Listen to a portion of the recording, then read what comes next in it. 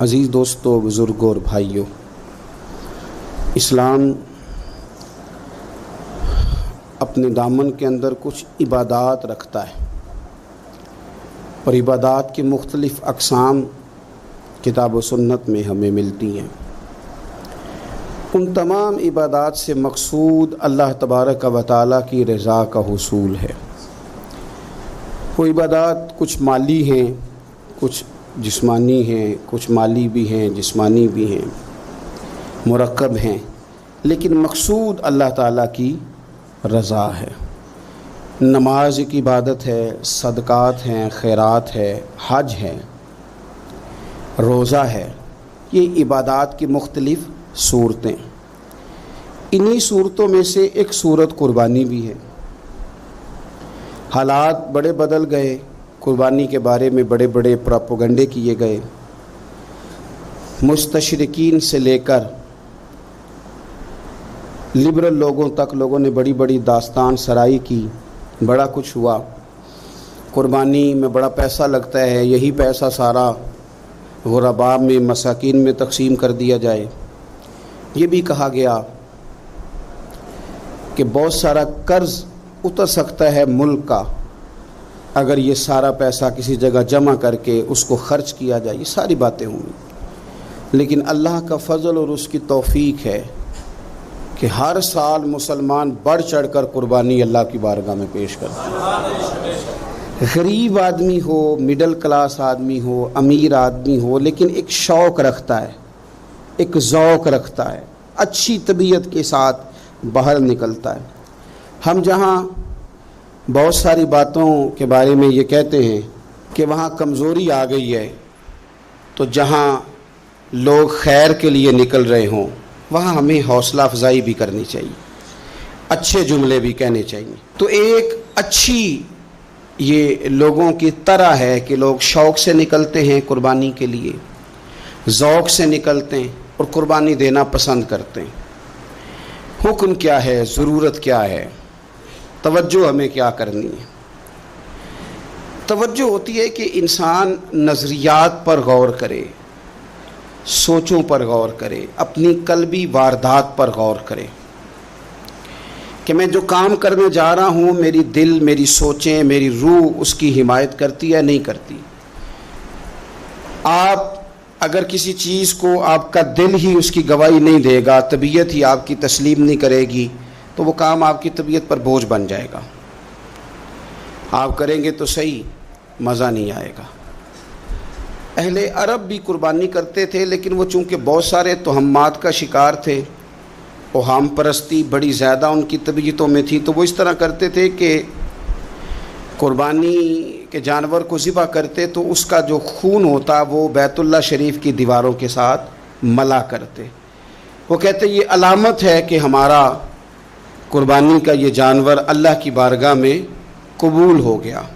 اللہ تعالیٰ نے قرآن مجید کی سورہ حج کے اندر اس بات کو بیان کیا اور مالک کریم نے ارشاد فرمایا کہ لن ینال اللہ لحومها ولا دماؤها، فرمایا اللہ کی بارگاہ تک نہ تمہارا گوشت پہنچتا ہے نہ خون پہنچتا ہے۔ یہ چیزیں اللہ کی بارگاہ میں اس کی ہرگز کوئی ضرورت نہیں، نہ یہ وہاں پہنچتا ہے۔ وہاں پہنچتا کیا ہے؟ اللہ کی بارگاہ میں تو تمہارے دلوں کا تقویٰ پہنچتا ہے۔ تم نے قربانی خریدنی ہے تو تم نے ساری توجہ جیب پہ نہیں دینی کہ میری جیب میں کیا ہے، تم نے نا اپنے دل پر بھی توجہ دینی۔ لاہو التقویٰ منکم، تمہارے دل میں کیا ہے۔ جیب پہ صرف غور نہیں کرنی، دل پہ زیادہ غور کرنی۔ یہ جانور خریدتے وقت تمہارے باطن میں کیا تھا، تمہارے دل میں۔ تفاخر بھی تھوڑا سا بڑھ گیا ہے۔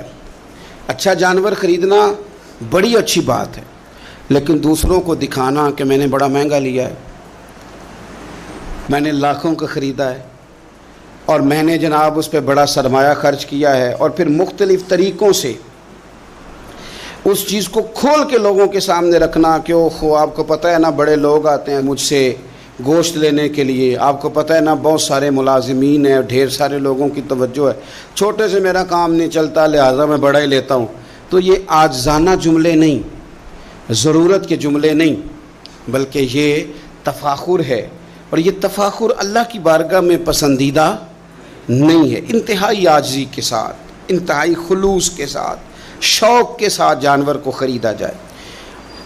دیکھیں نبی کریم سید عالم صلی اللہ تعالیٰ علیہ وآلہ وسلم ارشاد فرماتے ہیں کہ 10 ذی الحج کو اللہ کی بارگاہ میں جو عمل سب سے زیادہ قبول ہے وہ خون بہانا ہے.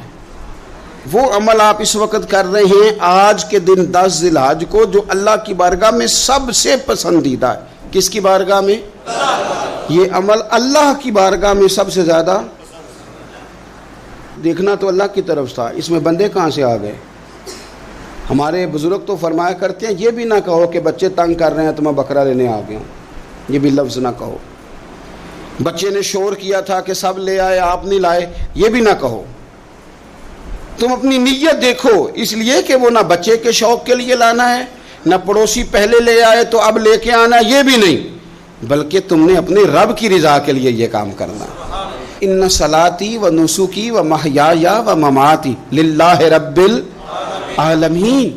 اے محبوب آپ کہیے کہ بے شک میری نماز، میری قربانی، میرا دنیا میں رہنا جانا اس رب کے لیے ہے جو تمام جہانوں کو پالنے والا ہے.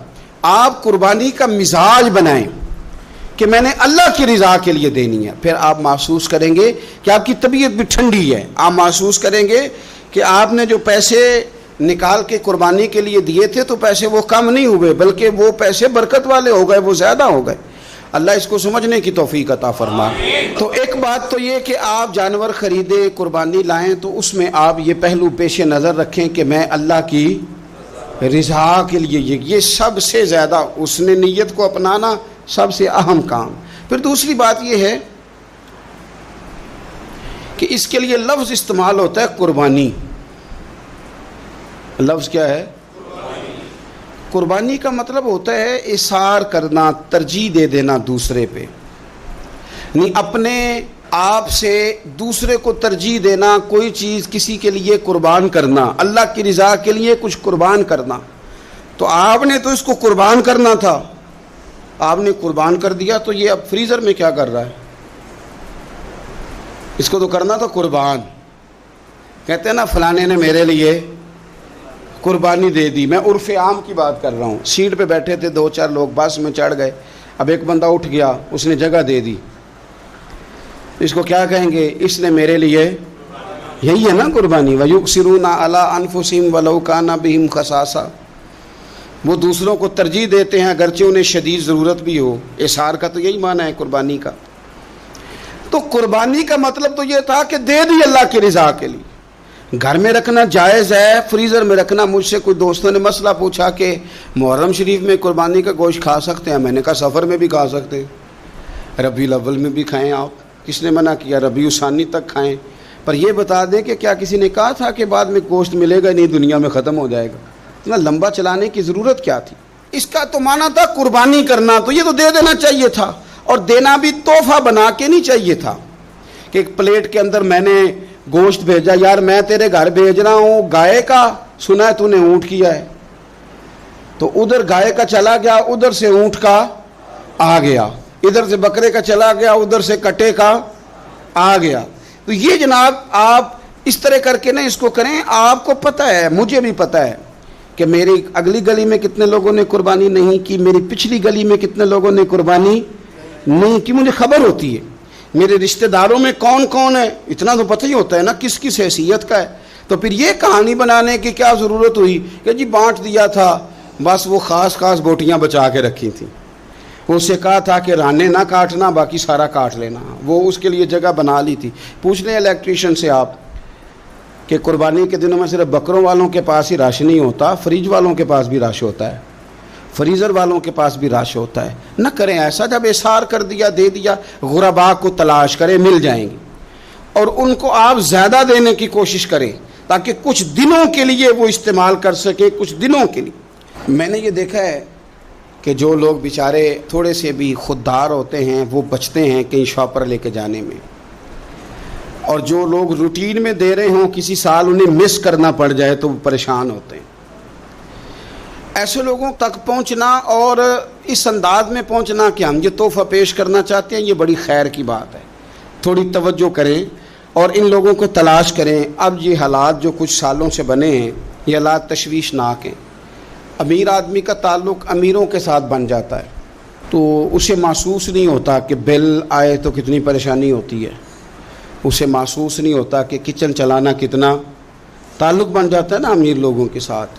یعنی جو امیر لوگ ہیں ان کے گھروں میں یہ ڈسکس کبھی نہیں ہوتا ہوگا کہ لاہور جانے کا کرایہ بڑھ گیا ہے، کبھی نہیں ڈسکس ہوتا ہوگا، کیونکہ وہ کبھی بھی بس پہ بیٹھ کے لاہور جاتے ہی نہیں۔ یہ ان گھروں میں ڈسکس ہوتا ہے جن گھروں میں کرایہ دینا پڑتا ہے۔ تو کمر توڑ مہنگائی ہے، چیزیں لوگوں کی پہنچ سے دور ہوتی جا رہی۔ اس موسم کے اندر اللہ نے کچھ لوگوں کو موقع دیا ہے کہ وہ پوری گائے ذبح کریں گے، وہ پورا اونٹ ذبح کریں گے، وہ کئی بکرے کاٹیں گے۔ تو بھائی آپ تو کھاتے رہتے ہیں، اب ادھر سفر کریں جن لوگوں کے پاس یہ سارا سال چیزیں اس وافر انداز میں میسر نہیں ہوتی، ان کے ہاں آپ جائیں، آپ وہاں ان چیزوں کو بانٹیں اور تھوڑے شوق کے ساتھ بانٹیں۔ جب آپ بانٹتے وقت چہرے پہ سلوٹ لے آتے ہیں نا، آپ لوگ ابھی آ گئے، ابھی تو گوشت بنایا بھی نہیں، آپ کو دیں گے، مل جائے گا، آپ کی جو چہرے کی سلوٹیں ہیں، لفظوں کا ترش ہونا ہے، وہ کئی دفعہ وہ مزہ خراب کر دیتا ہے۔ مزے کو خراب نہ کریں، آپ چلے جائیں۔ کوئی ضروری نہیں ہے کہ آپ لوگوں کی گردنیں جھکا کے خوش ہوں، یہ کوئی کام نہیں ہے کہ کوئی آپ کے سامنے جھولی پھیلائے تو آپ کہیں میں بہت بڑا آدمی ہوں، یہ کوئی کمال ہے؟ یہ آپ کس چکر میں پڑ گئے؟ یہ اللہ کی مخلوق ہے، ہمارے دینے سے کیا؟ لوگ روز روٹی کھاتے ہیں، میرا رب ہی عطا کرتا ہے تو مخلوق پیٹ بھر کے کھاتی ہے۔ تو اگر آج اللہ نے ہمیں ذریعہ بنا دیا ہے تو ہمیں پھر یہ رویہ اختیار، قربانی ہے کیا؟ صحابہ نے پوچھ لیا ما ھذہ الاضحیہ، حضور قربانی کیا ہے بتائیے۔ تو اب قربانی کا ایک سادہ مفہوم ہے کہ مخصوص جانور مخصوص وقت میں اللہ کے قرب کی نیت سے ذبح کرنا قربانی ہے، اور اس میں بتا دیا گیا کہ گائے بھینس اور بھیڑ بکری اور اونٹ، اور اس میں ساری اقسام شامل ہیں، نر بھی، مادہ بھی، خصی بھی، غیر خصی بھی، سارا کچھ شامل ہے۔ یہ بھی ایک جملہ تھا، بتا دیا جاتا۔ پوچھا یا رسول اللہ قربانی کیا ہے؟ پتہ ہے حضور نے فلسفہ کیا بیان کیا؟ فرمایا سنتی ابیکم ابراہیم، یہ تمہارے باپ جناب ابراہیم کا طریقہ ہے، قربانی جناب ابراہیم کا یہ حضور نے بیان کیا۔ تو صحابہ نے عرض کی حضور طریقہ ہے حضرت ابراہیم کا، تو ہمیں کیا ملے گا؟ فرمایا ہر بال کے بدلے اللہ نیکی عطا فرمائے گا، جانور کے بدلے نہیں، جانور کے ہر۔ تو حضرت ابراہیم نے قربانی کیسے کی؟ قرآن مجید ہے اور سورہ صافات ہے، حضرت ابراہیم کی قربانی بھی قرآن نے بیان کی۔ بات کہاں سے شروع ہوئی؟ جناب ابراہیم نے دعا مانگی ربی ہب لی من الصالحین، اے اللہ مجھے صالح بیٹا عطا فرما۔ اولاد کی طلب صرف ماں کو نہیں ہوتی، باپ کو بھی بڑی ہوتی ہے۔ یہ الگ بات ہے بچے سپورٹر ماں کے ہوتے ہیں، باپ کو بھی بڑی طلب ہوتی ہے۔ ربی ہب لی من الصالحین، اللہ مجھے صالح اولاد عطا فرما، پہلے دعا مانگی۔ رب فرماتا فبشرناہ بغلام حلیم، ہم نے انہیں عقل مند بیٹے کی خوشخبری عطا فرمائی۔ انہوں نے صالح بیٹا مانگا، اللہ نے حلم والا بیٹا عطا کیا، بیٹا مل گیا۔ فلما بلغ معہ السعی، پھر جب بیٹا ان کے ساتھ کام کرنے کے قابل ہو گیا، بندہ رات کو تھکا ماندہ گھر آئے نا تو بیٹا تھوڑا سا بڑا ہو جائے تو اس کو چارپائی پہ لیٹا دیکھ کے ابا بڑا راضی ہوتا ہے۔ چلے زیادہ شاعروں نے شان اماں کی لکھی ہیں، اس میں شک کوئی نہیں، انہوں نے نہیں ابا کی طرف توجہ دی، ان کی مرضی ہے۔ تو زیادہ باتیں اماں کے حق میں ہوئیں، پر باپ اور بیٹے کا پیار، بیٹے اور باپ کا پیار، اگر یہ آیتیں قرآن پاک کی کبھی سمجھ میں آ جائیں تو شاید عشق کی ساری داستانیں ختم ہو جائیں۔ بیٹا بھی اپنے باپ سے بڑا ہی پیار کرتا ہے، باپ بھی اپنے بیٹے سے بڑا ہی۔ یہ دعا حضرت ابراہیم نے مانگی، یا اللہ صالح بیٹا دے۔ اللہ نے پھر کہا کہ میں نے خوشخبری دی حلم والے بیٹے کی، فلما بلغ معہ السعی، پھر بیٹا جب ساتھ چلنے کے قابل ہو گیا، قال یا بنی انی ارا فی المنام، کہا اے بیٹے میں نے خواب دیکھی ہے، کیا؟ انی اذبحک، میں تجھے ذبح کر رہا ہوں۔ फंजुर माज़ा तरा, बेटे तेरी राय क्या है?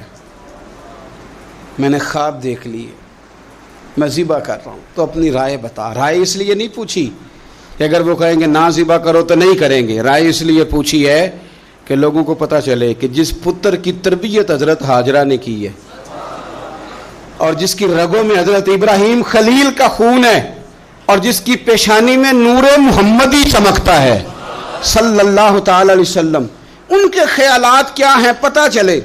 और ये पूछा भी इसलिए ताकि लोगों को समझ आ जाए कि अगर हज़रत इब्राहीम ज़िबा करने को तैयार थे तो जनाब इस्माइल ज़िबा होने को तैयार। लोगों की समझ में बात आ जाए। फंजुर माज़ा तरा, तेरी क्या राय है, कुर्बान जाएं। ये भी अंदाज़ है बेटे का बाप के साथ। ये नहीं कहा कि अब्बा जी ज़िबा कर दें आप, ये नहीं कहा। क़ाला या अबतिफ़ अलमा तो उमर, कहा है अब्बा जी आप करें वो जिसका आपको हुक्म दिया जा रहा है। रब जो कहता है ना आप वो मेरे साथ कर दें। अगर अल्लाह कहता है ज़िबा करें तो ज़िबा कर दें, अगर वो फरमाता है इसके टुकड़े टुकड़े करें तो टुकड़े टुकड़े कर दें। जो रब कहता है वो करें। मुझे आप इंशाअल्लाह सब्र करने वालों में से पाएंगे। करें, मैं तैयार हूँ, करें।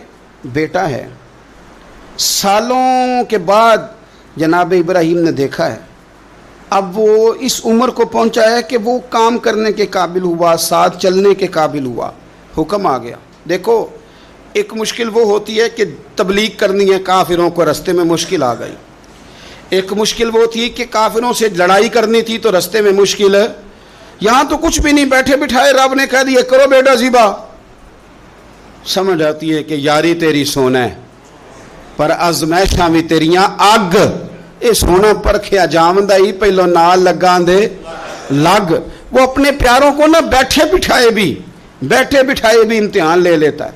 कहा मैं तैयार हूँ, मुझे सब्र करने वालों में पाएंगे। फलम्मा अस्लमा व तल्लहु लिल जबीन, अल्लाह फरमाते हैं जब दोनों हुक्म मानने को तैयार हो गए तो बाप ने बेटे को पेशानी के बल लिटाया। शैतान बड़ा सर पिटाया, दौड़ा, मैंने तो गुमराह करना था आदम की औलाद को, ये क्या बना। अल्लाह की रजा के लिए बेटा तक कुर्बान करने को तैयार हो गए। दौड़ के जनाब हाजरा के पास गया। पता है आज क्या होने लगा है? पता है जनाब खलील कहाँ ले गए हैं जनाब इस्माइल को? कहने लगी सैर व तफरीह के लिए गए हैं, यही हैं। कहने लगे नहीं, वो तो ज़िबा कर देंगे। जनाब हाजरा कहने लगी कभी बाप ने भी बेटे ज़िबा किए? का उनका गुमान है कि रब का हुक्म आया है। फरमाने लगी तुम मरदूद शैतान है, अल्लाह के नबी का गुमान नहीं होता, रब के नबी को वही आया करती है। दौड़ जा इधर से। अगर मेरे मालिक ने मेरी गोद का पाला मांगा है तो एक इस्माइल है, काश मेरी गोद में हजारों होते, मैं एक एक करके सारे अपने रब के नाम पे कुर्बान कर दे। दौड़ के आया जनाब इस्माइल अलैहिस्सलाम। पता है आपके वालिद कहाँ ले जा रहे हैं? फरमाया यहीं सैर के लिए। कहने लगे नहीं, उनको तो ख्वाब आई है, रब का हुक्म आया है, वो तो ज़िबा कर देंगे। तो फरमाया ठीक है, मेरे वालिद ज़िबा करेंगे तो मैं ज़िबा हो जाऊंगा, आपने मेरी बात को समझना है।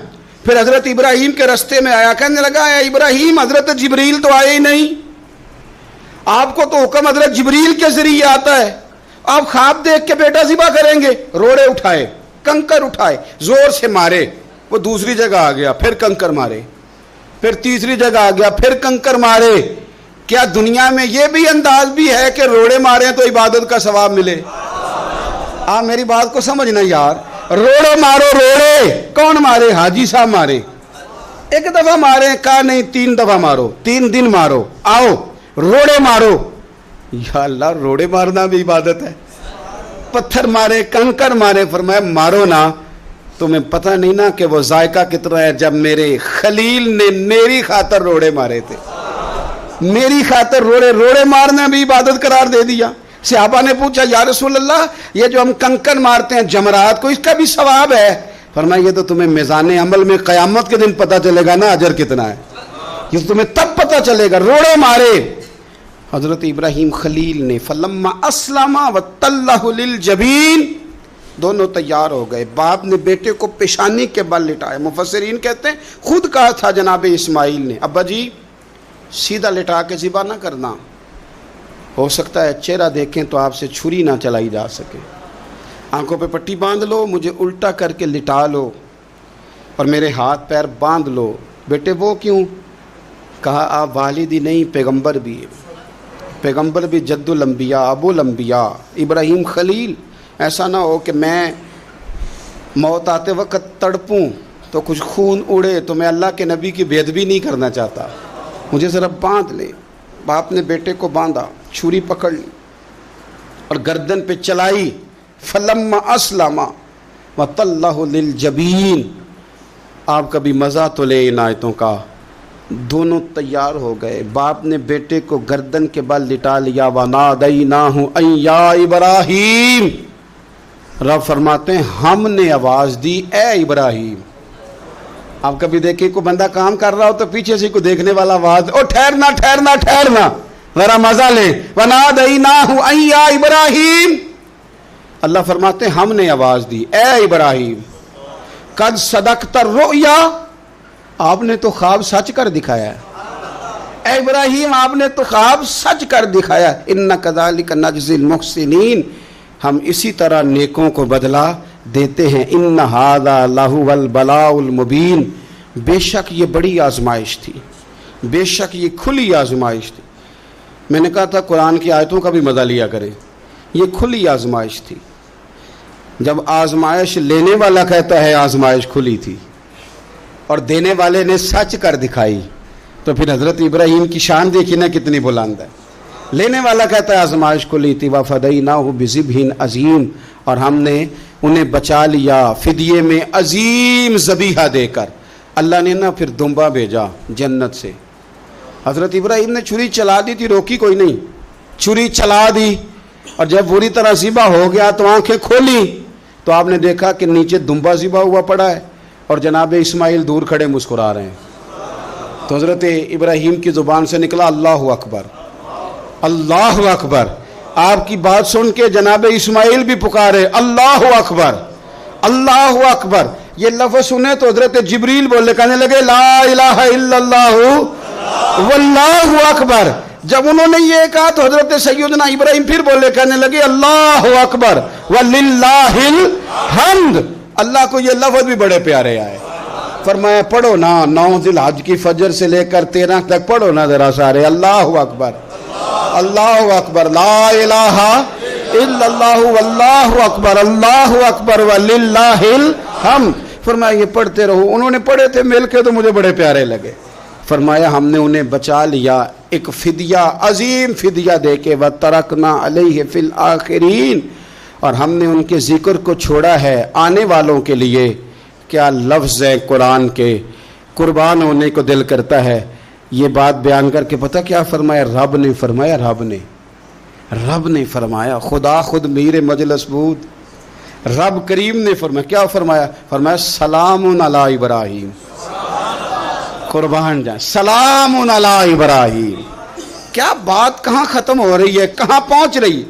کیا انداز؟ سلام علی ابراہیم، سلام علی ابراہیم۔ فرمایا سلام ہو ابراہیم پر، سلام ہو ابراہیم پر، سلام ہو۔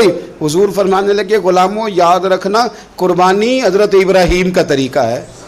یہ وہ طریقہ، کبھی بیٹے بھی کسی نے ذبح کیے ہیں، لے آئے میدانوں میں بیٹے ذبح کرنے، لے آئے۔ میرے نبی پاک سید عالم صلی اللہ علیہ وسلم نا شوق کرتے قربانی کا۔ بڑی پیاری چیز کوئی ہو نا تو بندہ کہتا ہے بڑی پیاری، بڑی لاڈلی، کہتا بیٹے یہ چیز ہے تیری، ذرا سنبھال لینا۔ بڑی قیمتی چیز ہو تو بندہ بیٹے بیٹیوں کہتا ہے آؤ نا تمہیں دکھاؤں۔ رسول پاک علیہ السلام فرمانے لگے اپنی لاڈلی بیٹی سیدہ فاطمہ الزہرا کو، حضرت زہرا پاک رضی اللہ تعالیٰ عنہ سے کہا فاطمہ ادھر آؤ، اپنی قربانی کے پاس آ کے کھڑی ہو جاؤ، میں تمہارا جانور ذبح کرنے لگا۔ اس کے پاس آ کے کھڑی ہو جاؤ، میں ذبح کرنے لگا ہوں، پاس آ جاؤ۔ ہمارے ہاں نا کاکروچ دیکھ کے چیخ مارنا فیشن ہے، چھپکلی دیکھ کے ڈر جانا فیشن ہے، جوان آدمی کو چوہے سے ڈر آتا ہے۔ تو میں نے کہا میاں تو جہاد کیسے کرے گا؟ اوہو بکرا ذبح ہو رہا ہے، پیچھے ہٹ جاؤ پیچھے ہٹ جاؤ۔ کیوں جی؟ کہتے ہیں میں پڑھا لکھا جو ہوں، میرے وہ پیسے جو ہیں۔ کیا بات کرتے ہیں آپ؟ دنیا میں سب سے نازک اور لطیف جسم میرے رسول پاک کا ہے، اور حضور اپنے دست مبارک سے جانور ذبح کرتے تھے۔ سب سے زیادہ نرم دل اللہ نے حضور کو دیا ہے، لیکن حضور نے 63 اونٹ حج کے موقع پر اپنے دست مبارک سے ذبح فرمائے. یہ کیا بات ہوئی؟ کس طرف چل گئی قوم؟ ایک آدمی کو نبی پاک صلی اللہ علیہ وسلم نے دیکھا تو اس نے ایک پیر بکری کی گردن پہ رکھا ہے اور اپنے ہاتھوں کے ساتھ چھری تیز کر رہا ہے. حکمت سے بھرا جملہ میرے نبی پاک کا. حضور فرمانے لگے تم اسے 2 موتیں دینا چاہتے ہو؟ ترغیب و ترہیب میں حدیث میں 2 موتیں دینا چاہتے ہو؟ کیوں نہیں تم نے پہلے ہی اس کو تیز کر لیا؟ 2 دفعہ مارنے کا کیا مطلب؟ اچھی طرح سے آپ جانور کو خریدیں، اچھی نیت سے لے کے اچھی طرح ذبح کریں، اور خود آپ پارٹیسپیٹ کریں. جب یہ کام ہو رہا ہو آگے بڑھیں، صحیح کر کے ذبح کریں اور پھر اس کو اچھے طریقے سے تقسیم کریں.